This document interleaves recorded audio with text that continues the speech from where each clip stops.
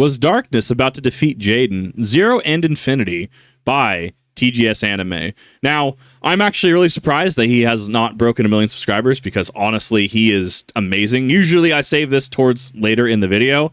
If there's one thing you get out of this video, or one thing that I could please ask you to do, definitely go check out his original content. Definitely go check out his channel. I want to do what I can, what small part of what I can, to help him get over that, 500,000, that 1 million mark, because he absolutely deserves it. In any event, let's get into one of my favorite duels from GX. Jaden versus the darkness. The world has been plunged into darkness by the embodiment of darkness itself. Jaden is the last man standing.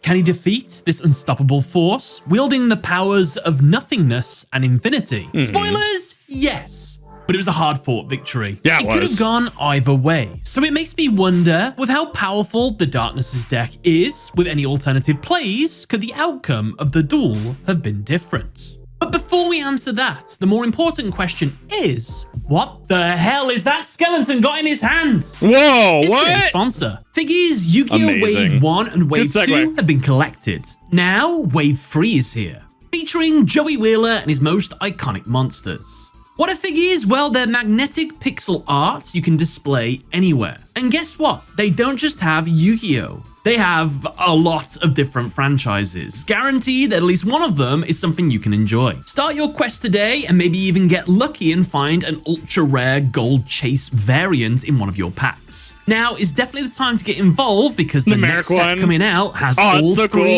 Egyptian god cards and Marek Ishtar. Use the link in the description and the link pinned down in the comments alongside my discount code TGS Anime to get yourself an exclusive deal at figgies.com. So with all that out of the way, let's jump into the duel. I'm between a 9 and a 10 on that one. The segue into the ad read was honestly really great. Loved it, very on theme, especially for Spooktober. Very short, sweet, to the point. Clearly has the product himself. Clearly, likes it, believes in it. The American, the Egyptian God ones. That's honestly great. I don't know. I might have to pick up some of these. These look really cool. The duel begins and the Darkness goes first. He draws, and his opening hand consists of Darkness Eye, Darkness Outsider, Darkness Slime, Darkness Raincrow, Darkness the Field Spell, and a Mysterious card. Get ready to hear the word Darkness a lot today. Why would you name your deck after your cards, you fool? It's a vanity thing. Sorry. The Darkness starts by summoning his Darkness Eye to the field. He then activates his Darkness Field Spell. Darkness, the Field Spell, when activated, destroys all spells and traps in the Darkness, the person's spell and trap zones. This doesn't exist. I was under the impression the only way, shape, or form these actually existed at official Yu-Gi-Oh events. They had a what is it, like, not like dual puzzle decks, but like specific villain decks, I've heard. So you have like Pegasus, or you have like Merrick, or you'll have like Darkness, right? And like they use their own specific deck to get these specific things out. Did I just miss this releasing? Did I totally miss these actually being real cards? Maybe I did. Man, I could always use some more Yu-Bell tech. It then places 5 specific traps from his hand and or deck onto the field. These cards are set randomly and cannot be looked at while face down. The Darkness sets 0, Infinity, Darkness 1, Darkness 2, and Darkness 3 randomly into his spell and trap zones. But that's not all. Part 2 of the field spell's effect is, during each end phase, while this Darkness field spell is on the field, any face-up trap cards that the Darkness controls will be reset face down and then shuffled. If any spell or trap is removed from the owner's field, all spells and traps the Darkness controls are destroyed. Okay, so what's the game plan with these Darkness cards? What's the point of them? Well, they work like... Can you imagine if a modern deck actually did something like this? Like, it just, like we talked about during, was it Valen? Duel Monsters Season 4 against Rebecca and Duke, right? Where he has all the armor pieces, right? Like, imagine if a modern deck did this, where it just got, you played your field spell, it got out 5 specific back row, and they all had to work together. So if you MST'd, Cosmic Cyclone, Twin Twistered, something, right? Any sort of like back row removal would kind of hamper the deck. But especially in formats where people don't play back row, hey, formats which Yubel thrives in. Wink, wink. Play back row hate. Destroy the nightmare pain. Please, I'm giving you advice. The deck would kind of fall. I don't know. I think it'd be interesting to see this explored more. Traps. You can activate them whenever, but they only work if you activate 0 and Infinity first. If these two cards are activated, then all traps between them automatically activate as well. The cards in between will always be Darkness 1, Darkness 2, or Darkness 3, but because it's randomly shuffled, it depends how many are in the middle kind of thing. So you might just have 1, you might have 2, or you could have all 3. Whatever Darkness card activates first has its effect applied. And then for every extra Darkness card that activates, its effect is amplified. For instance, if Darkness 1 is activated, first it destroys... Okay, I had to look in the other window. This is actually the specific artist. I was confused because it has Alan Ian 57, right? I was confused on the code. So yeah, these are fan-made. These do look really good, though. Always one card the opponent controls, and then can destroy an additional card for each following Darkness trap activated. If Darkness 2 activates first, it does the same, but instead increases the attack of a monster by 1,000, and then 1,000 more for each additional Darkness trap card. Finally, if Darkness 3 activates first, it inflicts 1,000 burn damage, followed by 1,000 more for each additional Darkness trap activated. The TLDR of this is the Darkness needs to get lucky with how many of his Darkness cards are in between. So when they both activate, whatever's in between, he can use. He also needs to get really lucky with which cards are in between, because a situation might need destruction or it might need an attack boost. So it's very heavily luck reliant, this deck. And of course, I'm sure you've noticed, well, how are you supposed to know what cards are face down? You can't check, so how do you know you're activating 0 Infinity? What if you whiff? Well, that's the risk of these cards. However, spoilers, unaware to us, the the spoilers. I actually really like this because like Darkness was kind of this like all-consuming entity, right? And presented as kind of like the end of all things, kind of, right? A little bit. From a very like broad point of view, right? So it was really cool to like, yes, let's play this game, right? And he goes into how the mythos, right? You know, the world has, you know, two sides, you know, the side that you see, the face of the card, and then but the other side, the back of the card, right? Like it goes into a lot of mythos in this one, which is actually really cool.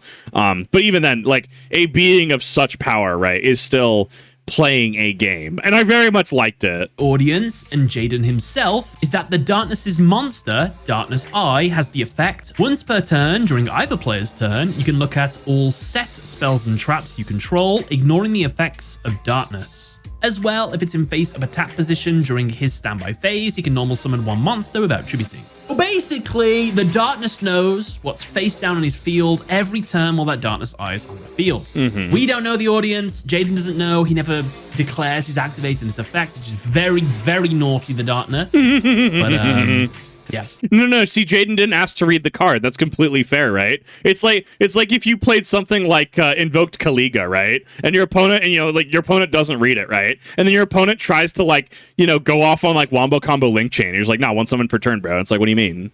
What do you mean? Like, what? Bro, read Kaliga, please.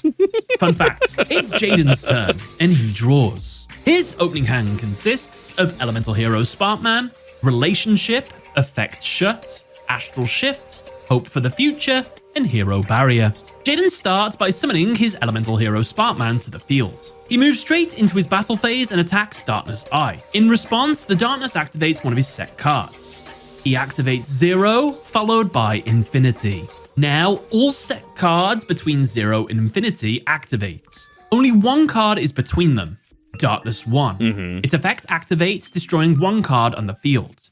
So this is a very good way to showcase it as well, right? Like how Final Fantasy XIV showcases attacks, right? How it's like, you know, you'll see like Howling Blade, for instance, you'll see him do a raid wide, and then you'll see him do his tri-point AoE. He'll do his tri-point line and then cone. We're talking normal. We're not talking savage, right? And how it like then builds upon that throughout the fight, and he starts adding different things to those attacks, right? Well, he specifically is a bad example because he just goes through a rotation where certain bosses like Zodiac, right? Like they'll start off with like, this is the behemoth animal, and now this is the snake animal, and cool, you know how this mechanic works, and you know how some of these other mechanics works, and now in the back, you know, the back half of the fight, we're gonna all throw that together because we've showcased what this does, right? It's a good way for all forms of media, movies, TV, games, right, to be able to build what the what someone is facing, right? I very much love it. It very much show not tell. Can you imagine if you just activated like Darkness 3 right out the gate and just land up like blue Jaden out, right?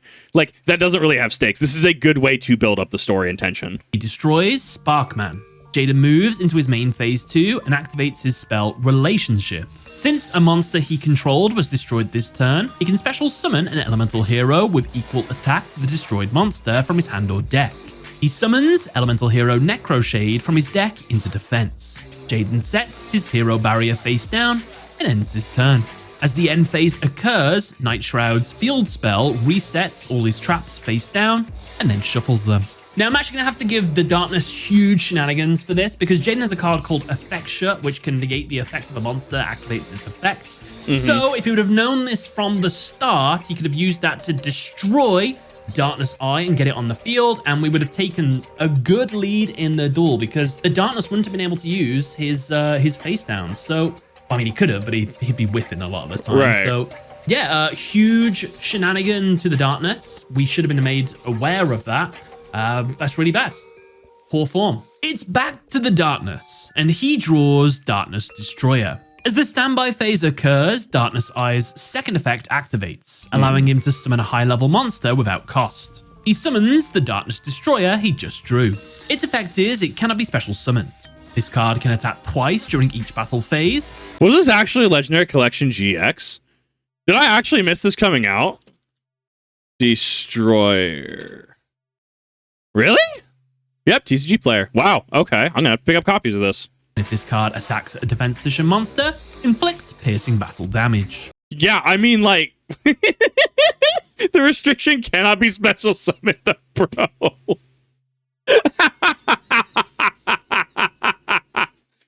2300 body that attacks twice each battle phase and then inflicts piercing.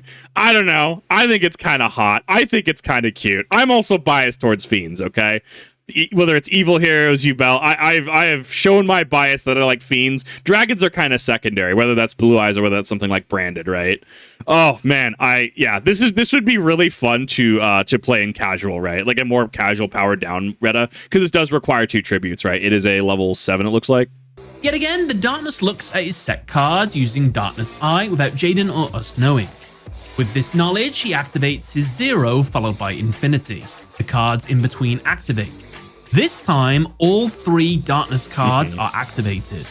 He chose for Darkness 2 to be activated first. Due to this card's effect, the attack of a monster increases by 1000, and then a further 1000 more for each Darkness card activated after it. Darkness Destroyer gains 3000 attack. He enters his battle phase and orders Darkness Destroyer to attack and destroy Necroshade. Jaden, in response, activates his set Hero Barrier, which negates 1 attack while there's an elemental hero on the field. Since Darkness Destroyer can attack again, he does. The attack deals piercing battle damage. Jaden takes the first damage of the duel. Oof, the Darkness ends his turn, and as he does, all his traps reset themselves and shuffle.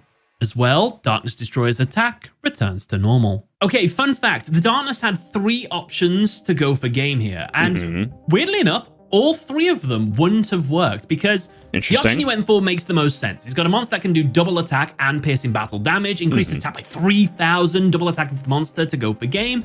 It's just a shame that Jaden had Hero Barrier. So unfortunately, Darkness 2 didn't get the win here. If we would have gone with Darkness 1, destroy 2 cards on the field, destroy Elemental Hero Necroshade, and then destroy the back row. Well, fun fact about Hero Barrier, you can actually activate it whenever. You don't have to activate it on the declaration of attack. Really? Interesting. What is the wording on that? I'm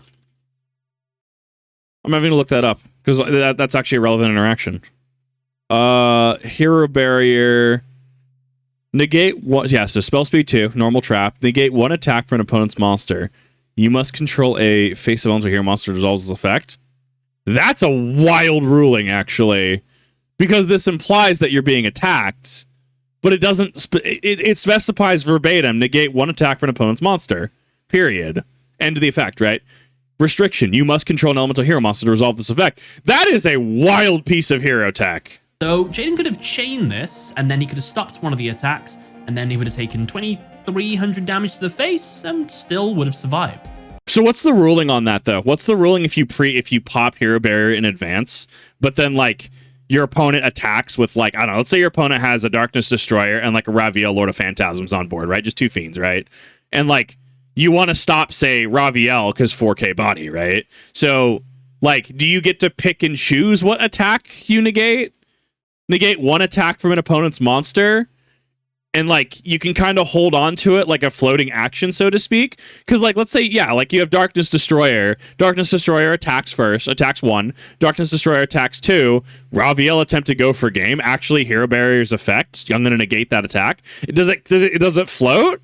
That opens up a really weird series of questions for me, and I love that. I love rulings.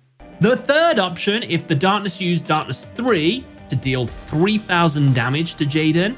That's a lot of damage, and then we attack with the Darkness Destroyer. We get Hero Barriered, but then we attack again. We destroy the monster, do piercing battle damage. We do 500 damage, leaving Jaden with 500 life points left. We still don't win. So, yeah, unfortunately, there was no alternative options for Jaden to go with here. It's just a shame Darkness Eye didn't have an extra 500 attack points. So, never mind. He is pretty low at 2,300, but it is his balancing point, right? Because he's in the same tier as like Red Eyes and Dark Magician, right? He's weaker than Red Eyes at 2,300, right? But he does attack twice and inflict piercing, so that is his balancing point. Jaden's turn, and he draws Elemental Hero Neos. He immediately activates the effect of Necroshade in his grave, allowing him to summon a high-level Elemental Hero without tribute. He summons Neos to the field. You feel like you'd have to select the monster to negate the attack on activation. That's entirely possible. But here's the other thing that opens up with that line of questioning. What happens, like, so once again, like we have like Darkness Destroyer and Raviel Lord of Phantasms on board, right? What happens when like, or what happens if like they just choose not to attack with Raviel, right? Or is it still negated? Like, but the rulings for this are oh, I love this. At last, Jaden and the audience are made aware of Darkness Eye's effect, thanks to the help of Yugioh, his spirit companion. As the Darkness attempts to use its effect to look at his set cards, Jaden activates his quick play spell, Effect Shut. This card negates the activation of a monster's effect and then destroys it. Since the Darkness was unable to check where his 0 and infinity are, he attempts it blind, only to completely whiff. Right. Jaden successfully attacks and destroys Darkness Destroyer. He then ends his turn by setting Astral Shift face down. As the end phase occurs, the Darkness traps reset themselves and then shuffle. It's the Darkness's turn, and he draws Darkness Seed. He summons his Darkness Outsider to the field, and then uses its effect by discarding 1 card in his hand. He discards Darkness Seeds. Now, thanks to this card's effect, he can special summon 1 monster in his opponent's deck to his side of the field. Yeah, I love that he just rips Yugioh out of Jaden. And then give control of this monster to the opponent. The Darkness declares Jaden's Yugioh. Yugioh is summoned to his side of the field, and Darkness Outsider moves to Jaden's. Note, if you wondered why Yugioh of all things, it's because she was helping Jaden. Yeah. He was like, oh, I'm going to take this monster. Well, so that's also a weird ism between sub and dub. I think it's he and sub, she and dub. You can't tell. Huge Yugioh fan. From you, so she can't help you anymore. Right. Turn your own ally against you. So thematically, that's why he did it. Also, I think it's the only monster he knows that's in Jaden's deck because he saw the spirit version of her. So I don't think he knew any other card in Jaden's deck to declare. No. If he did, I would have gone for Elemental Hero Blade Edge. But 2600 body. It's just one of those things. Note that since Darkness Seed was sent to the grave, its effect activates. It will now summon itself to the field during the Darkness's second standby phase. And then, when it's summoned this way, it can't be destroyed by battle, and during each player's end phase, it will restore the controller's life points back to 4,000 if they're ever lower. The Darkness enters his battle phase and uses Yugioh to attack Neos. Due to Yugioh's anime effect, all damage she would take is inflicted to the opponent. If this attack is successful, the Darkness will win the duel. Luckily, Jaden activates his set, Astral Shift, which changes an attack to a direct attack and allows him to draw a card. Right. Yugioh attacks Jaden directly. However, so this is where the prior play of leaving Jaden at 500 life points, no, not even then. It wouldn't really come into play there. Yeah, because like Yugioh has 0. Yugioh like notoriously has 0 attack and defense. With 0 damage, no damage is dealt. Right. In this moment, Jaden promises to get Yugioh back. And as he says this, he draws for Astral Shift, getting Super Polymerization. The Darkness moves into his main phase 2. Now, since the total attack of all monsters he controls equals 0, he can special summon his Darkness Slime from his hand into defense. When summoned this way, its attack becomes one monster on the field's defense, and its defense becomes that monster's attack. He chooses Jaden's elemental hero, Neos.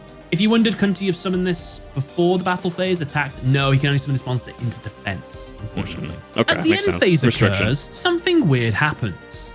To keep Yu-GiOh on the field, a maintenance cost needs to be paid, which is that she needs a tribute to stay on the field. I actually really like how they handled this in with modern Yu-GiOh support, where because it used to be like, because Yu-GiOh does use Samsara Lotus in original GX. Obviously, Samsara Lotus is banned, or maybe it was errated. Anyways, it was banned for the longest time, at least. I'd have to look at the FNO list. But we do have Samsara D Lotus, which is the new one, and its end phase can bring it back for Yu-GiOh's maintenance cost if Yu-GiOh is actually left on the field. Generally, you don't actually want to leave Yu-GiOh Prime or Yu-GiOh Ultimate Nightmare, dare I say, Yu-GiOh Prime, Yu-GiOh Terra Incarnate, and if you run Ultimate Nightmare, I don't run Ultimate Nightmare personally in my build. I run a 1/1 of Yu-GiOh Prime and Terra Incarnate. You never want to leave the OGs on the field.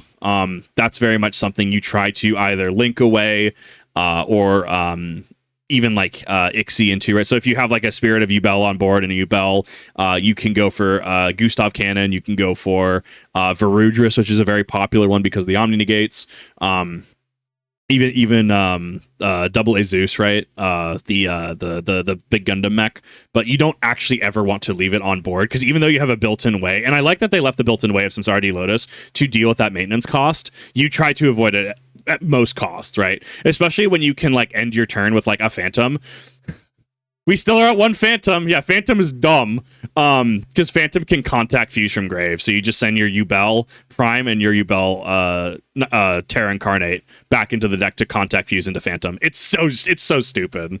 The problem is, the Darkness doesn't seem to pay any kind of cost. There's no scene or mention of it in the anime. So what's going on here? Was he cheating? Well, I think what happened is, remember that Darkness Outsider, the thing that swapped the two monsters, and we saw it go to Jaden's side of the field?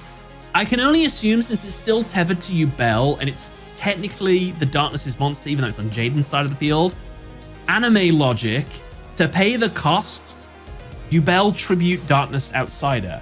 And this makes sense because Darkness Outsider is just gone after this turn. It's just disappeared. No one mentions it or anything like that. Interesting. So it is a bit weird. It's and a Darkness shorthand, Outsider is okay. one of those monsters where you don't see the physical card. So we've got no concrete evidence of what its actual effect is. So this is the only way it makes sense. Darkness Outsider was somehow attributed from Jaden's side of the field since it's technically his monster, blah, blah, blah. Right. So that's how Yu-GiOh stays on the field. Okay, fair enough. I don't think I need to say this, but that is big shenanigans. And it's also weird, the Darkness doesn't even attempt to activate his Zero in Infinity. I think he just doesn't want to embarrass himself because he's bigged himself up as I'm the Darkness, the embodiment of Darkness itself. I've mastered Zero in Infinity. But he already whiffed on the last turn, so I think he's embarrassed if he tries to do it again and whiffs. That would be quite bad. But it's worth a go. There's no, like, detriment to having a go at it anyway. So he should have tried, because if he happens to get Darkness 3, he should do 1,000 damage and just win the duel. So he should have tried at least. And I just want to confirm this as well. There's a lot of little technical things about this duel I want to mention, but so, you know, the Darkness's field spell. At the end phases, if there's any face-up trap cards, it sets them face down and shuffles them on Darkness's side of the field. I just want you to keep in mind that this ability works even if it doesn't set anything face down. We don't see it during every end phase, but those back row are always being shuffled every end phase. Why is that important? It's important because in a couple more turns, the Darkness is going to use his traps. If cards weren't shuffled, I could tell you exactly now on this turn what the Darkness would happen if he activated them. I know where stuff is, but because they're being secretly shuffled every end phase, it's not important really. Okay. That's why we don't know. So I just thought I'd throw that out now. If you're like a couple turns later, oh, this is what he should have tried it. It doesn't really matter. It's shuffled every end phase. Okay. It's That's a good disclosure to make. I think that it'd be very interesting. So obviously, like you open knowledge your own cards, right? Like let's say you set a Mystical Space Typhoon face down, right? Or you set like Dust Tornado face down, right? Like you can still look at them, right? You can still open knowledge that, right? I think it'd be very interesting for an archetype to be able to do that, right? To play with the open and closed knowledge, right? Where if this card is set, you cannot look at it, right? Like just have that as part of the effect, right? And you would rely on like the monster side of things, right? Or like the field spell to be able to like intuit. But obviously, and you'd balance it out with very powerful effects, but it's not open knowledge. I think it'd be a really fun deck to run. Like, I think it'd be really cool. Jaden's turn, and he draws Winged Kuriboh. Jaden immediately activates his Super Polymerization. He discards his Winged Kuriboh to activate it. Now he can fuse using both sides of the field, and the opponent cannot respond to this card in any way. Yep. Jaden fuses his elemental hero Neos on his side of the field with Yubel on the darknesses. He summons Neos Wiseman. This is actually not how this works. This is more what do you call it? This is more, I think Neos Kluger is the modern version of this, but Neos Wiseman was a effect monster in the actual TCG when it actually came out to like physical product. Fun fact, Neos Wiseman is made using all 3 of Jaden's spirit partners, Yubel, Neos, and Winged Kuriboh. It is kind of cool. Jaden enters his battle phase and uses Neos Wingman to attack and destroy Darkness Slime. Since Neos Wiseman battled a monster, its effect inflicts damage to the opponent equal to the attack of the monster. It then increases his own life points by the defense of the monster. Jaden gains 2,500 life points. The darkness takes 2,000 damage. Jaden ends his turn. It's the darkness's turn, and he draws Darkness Necro Slime. He summons it to the field and then activates its effect by tributing itself. It special summons a darkness monster in the grave. He summons back Darkness Eye into defense. He uses Darkness Eye's effect to check his set cards. He activates 0 followed by Infinity, and then all cards in between activate. This time there are 2, right. Darkness 1 and Darkness 2. So at that point, we also see because we went 1 revealed, 3 revealed, and now 2 revealed. This is also a very good, like he's able to get Darkness Eye back, and now he's able to kind of clap back and try to regain control of the duel, right?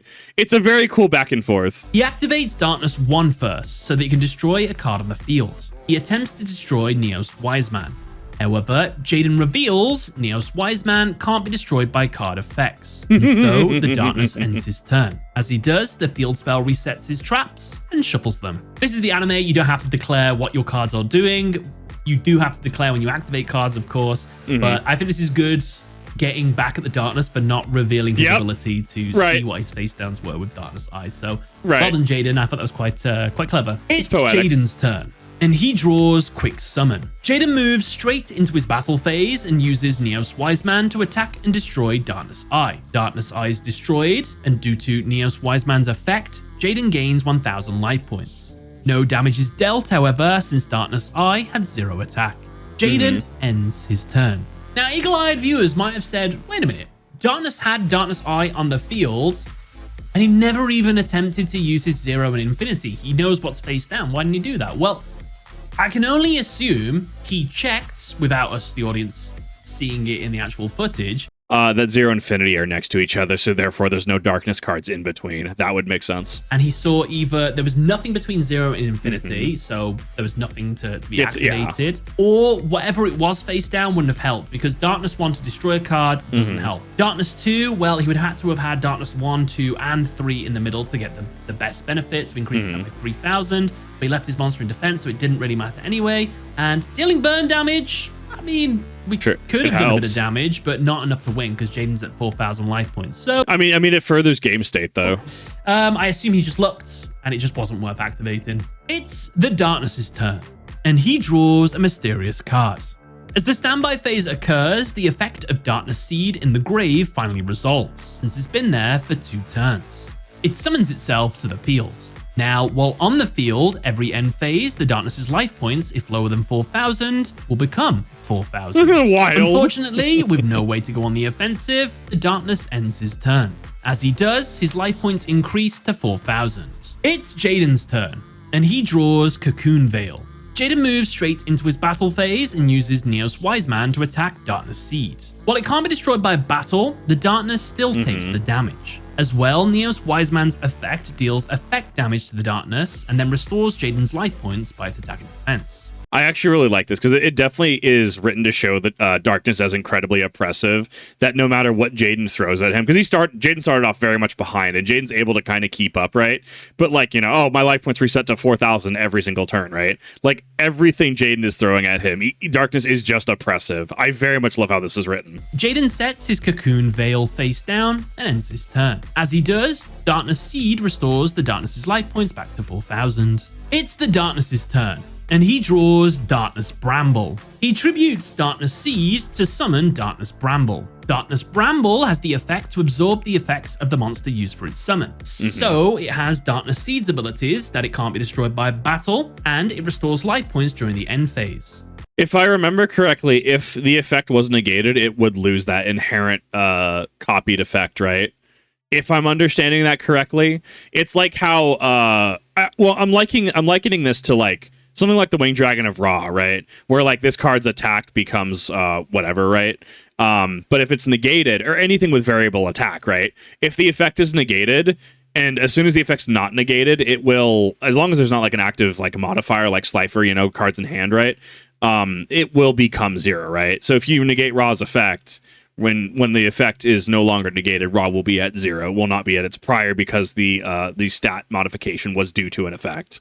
As well, it has the bonus effect to check set spells and traps, just like Darkness Eye. He uses this effect immediately to look at his face downs. Armed with this knowledge, he activates 0 followed by Infinity. All cards in between activate, which is all 3. He chooses to activate Darkness Free first, which deals 1,000 damage, and then a further 1,000 more for each additional Darkness card that activates. Since there are 3, Jaden takes 3,000 damage. As the Darkness's turn comes to an end, his traps set themselves and shuffle. Now, was this the right move to make? No, not really. He should have instead gone for the attack boosting ability. He has a 2,000 attack monster, boost it by 3,000, make it a 5,000 attack monster, attack into Neos Wise Man, destroy it because it's gaining him life points every turn anyway. So just get that monster off the field. You know it's going to attack you next turn and gain life points, so just get rid of it. It would have really helped. All Jaden would have done, it would have floated into a Neos, Elemental Hero Neos after this, but that's fine. We don't really care about that at the moment. So yeah, that's a pretty big misplay from... I think that is a really big misplay. Yeah, absolutely. Like, and this also I think it's also like characteristic of Darkness as well, because he's been playing more passive, right? He's trying to be a more control player, right? He's being blue from Magic versus being red, right? Because like increasing attack points, I don't feel would be characteristic. So I think this is an example of character superseding game logic and mechanics, right? Where, yeah, the smart play there would have been to get rid of Neos Wise Man, to be just crash over it, right? I think it's interesting. It's interesting to look at. And yeah, that would be a misplay. Darkness. He chose 3,000 burn damage when he's got 5,000 life points, instead of dealing with a problematic monster. Silly. It's Jaden's turn, and he draws Chrysalis Pantail.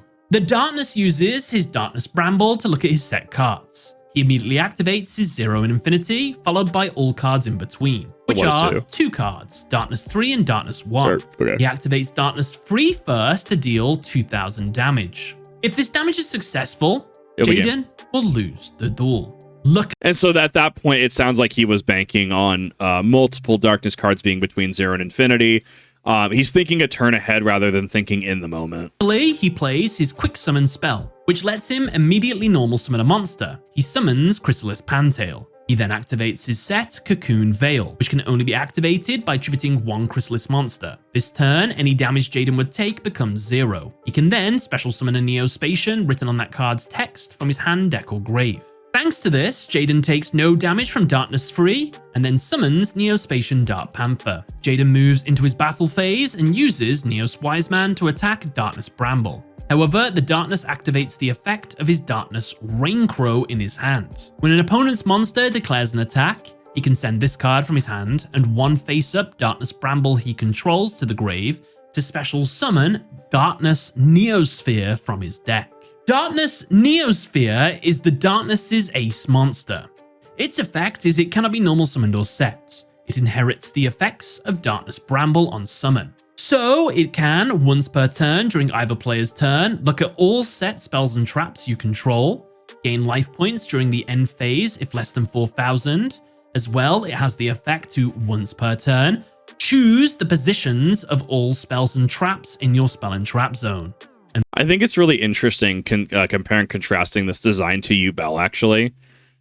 Because obviously Yu-GiOh very much has that, like, the duality going on. There's a slight duality here with this with the more angelic wing on the left side of the screen, right? Its right wing being more angelic, the rest of it being mostly dark, you know, more draconic and demonic wings, right? I don't know. I think it's really interesting to compare and contrast duality of Neosphere and Darkness Neosphere and Yu-GiOh. This is actually a really cool thing to look at. Once per turn, you can set one face-up spell or trap face down. With his ultimate boss monster on the field, the Darkness looks at his set cards, rearranges them to guarantee 3000 burn next turn. However, since he's already used Zero Infinity this turn, he can't use them just yet.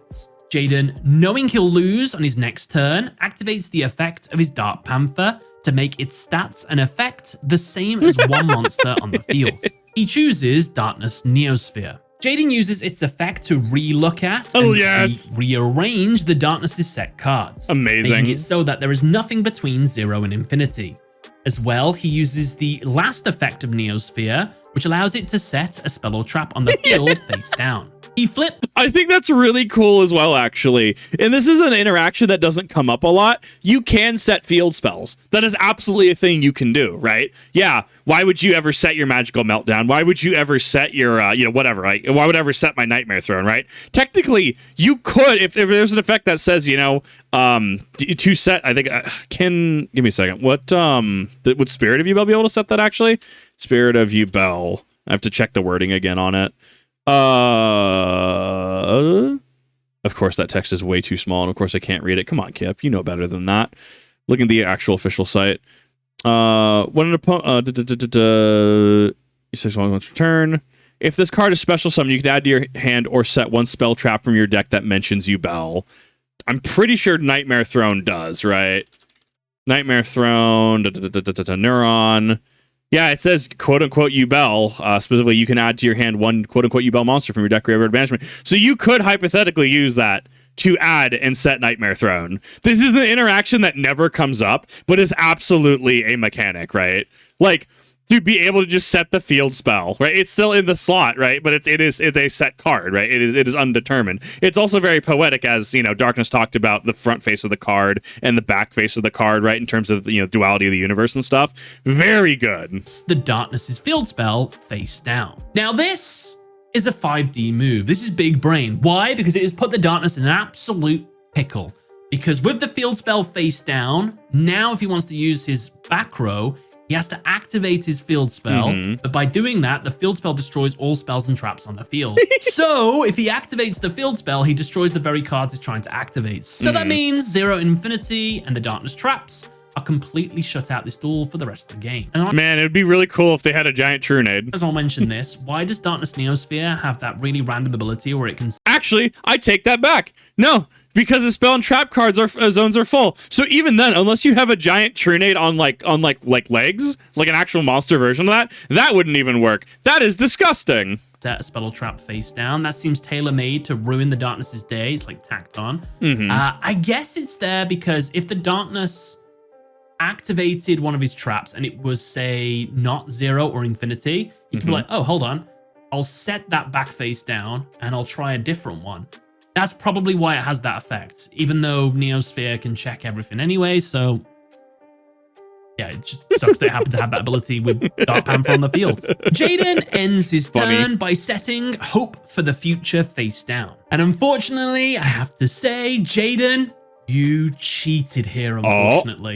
He summoned using Quick Summon and then used Cocoon Veil to tribute the summoned monster. But unfortunately, you can't do those two things in the same chain. So because the Darkness used his burn effect first, and then Jaden used his Quick Summon, and then he wanted to use the Cocoon Veil, unfortunately, he has to wait for the summon of the monster, and that would actually resolve this chain before he could start the next chain. There's no way he could actually do this unless there's some kind of anime logic I don't know about, but in the real world, yeah, you're not allowed to do that, unfortunately. So Jaden, technically, that's a big shenanigans. You cheated this turn. You should have lost this turn, but yeah. Unfortunate, really. And just before we get to the yeah, that's actually really unfortunate. That is a good thing to point out, though.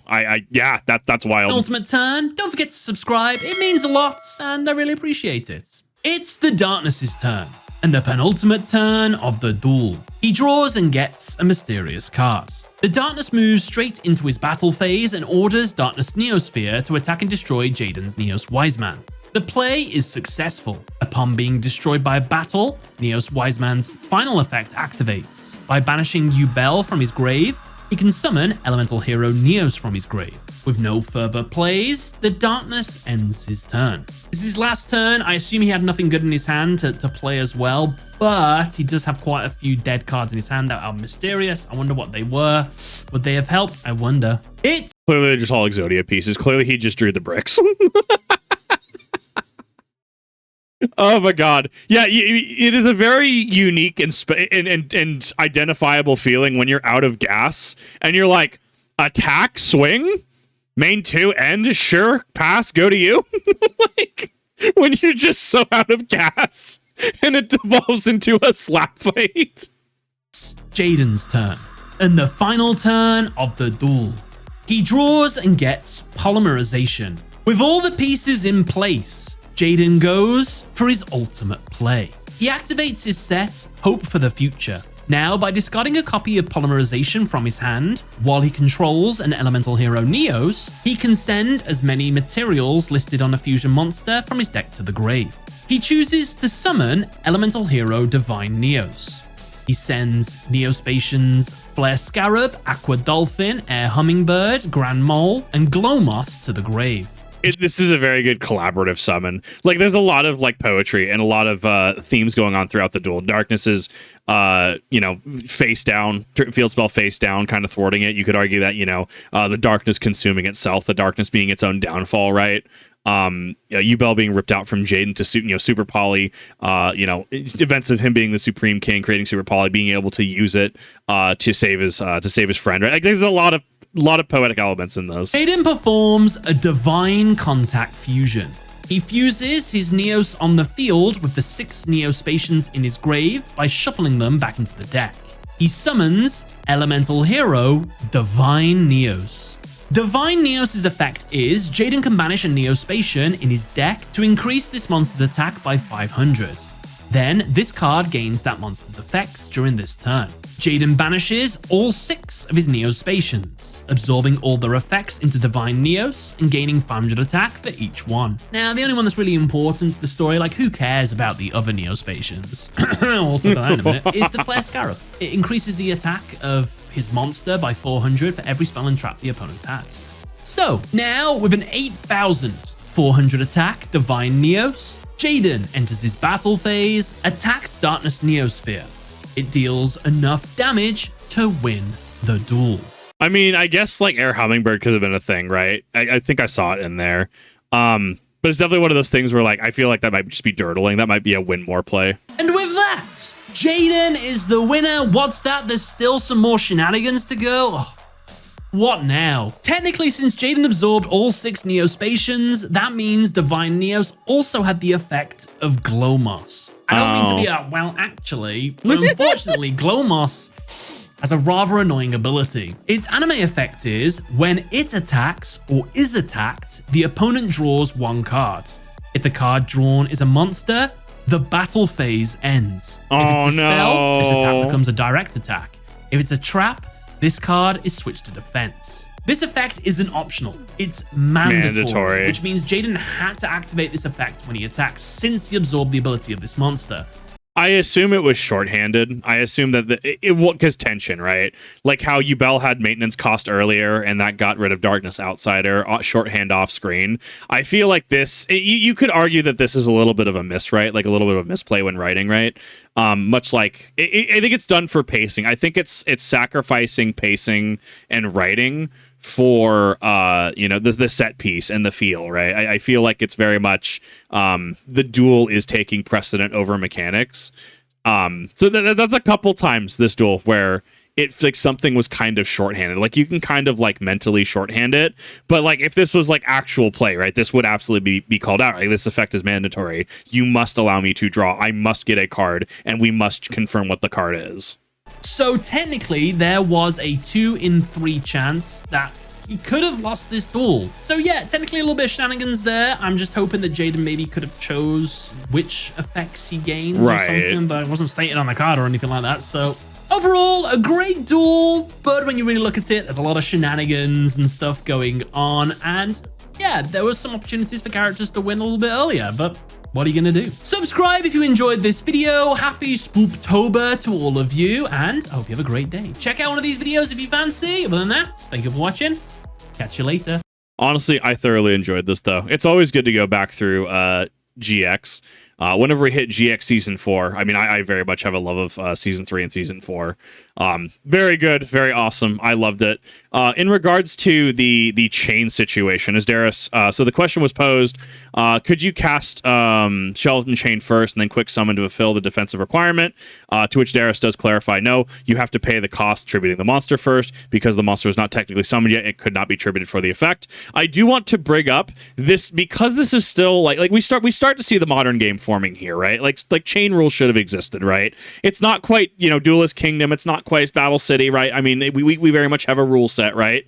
This feels like that specific interaction was treated like the stack from Magic the Gathering. So different games function on different logic, right? Naruto had its own chain system, functioned very similarly to Yu-Gi-Oh. The chain in Yu-Gi-Oh is resolved in a single shot, where the stack on Magic might be added to at any point. For example, in Yu-Gi-Oh, right? Let's say I were to play something, flip Fiendish Chain face up, right? And then my opponent flips their own Fiendish Chain face up. And then I flip up a Mystical Space Typhoon. And then my opponent flips up a Call of Haunted, right? And then that's the end of the chain, right? So we would go in reverse order. Last played would resolve first. So Call of the Haunted would resolve on my opponent's field, thus reviving a monster. And then my Mystical Space Typhoon would resolve, and I targeted their Fiendish Chain, so their Fiendish Chain would be destroyed.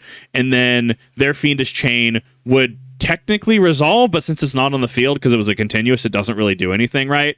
If we replace that with just a normal trap, like say, I don't know, like Harpy's Feather Duster or something like that. No, Harpy's Feather. Dust Tornado, right? Like it would still resolve because the effect was not negated. And then obviously it would go to my Dust Tornado, right? Being able to, or sorry, my Fiendish Chain. That was the first in chain to be able to, target effect monster, right? And you can't swap the targets unless it says, unless it's like non-targeting, and then you can like, oh well. Because if you target something in the middle of the chain, right, target one effect monster, you have to target that effect monster. Whereas if it's like, negate one effect, non-targeting negate effect of a monster your opponent controls, right? Since it was someone with Call of the Haunted earlier up in the chain, you could potentially negate that, right? There's a little bit of nuance that goes with that, but it resolves in one shot, right? You are in a very specific instance, a very specific chain, right? Chain can be as big as you want, but like it resolves in one shot.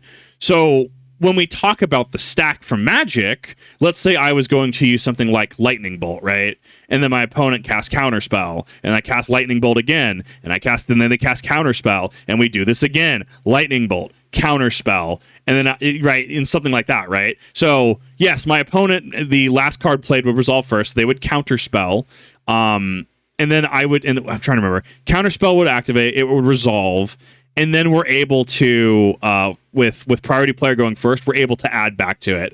Personally, I don't like the stack from Magic. I don't like that it's modular in the way that it doesn't all resolve. Because that does change that changes the plays. Like in our Call of the Haunted example, right? Like imagine if you're able mid-chain to do something, right? Like it changes the game state. That is incredibly important. Like the stack from and I'm doing a poor job explaining, the stack from Magic functions entirely differently, and there's different priorities and considerations that are made because it doesn't resolve in one shot, because you can actually just add to it.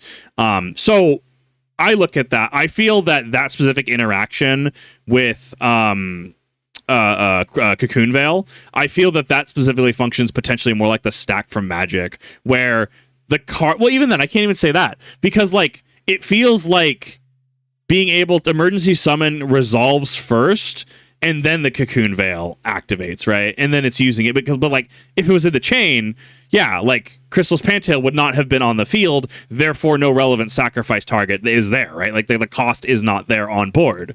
So it's an interesting consideration. I think that, you know, it being the penultimate duel of the series, because we had Yugi versus Jaden after this, right, as the finale, the graduation duel. I feel that it very much ran into a couple writing issues, but ultimately I thought it was really cool. I thought it was great. I thought this was honestly really cool to look over. Definitely go check out TGS Anime, especially if you have not. As always, I make sure to leave the links in the description for you. Definitely go and subscribe to him. I think that he's super cool. I think that he does a lot of really cool content and is really capturing the spirit of Yu-Gi-Oh! That a lot of us love. Thank you everyone for watching, and I will see you all in the next one.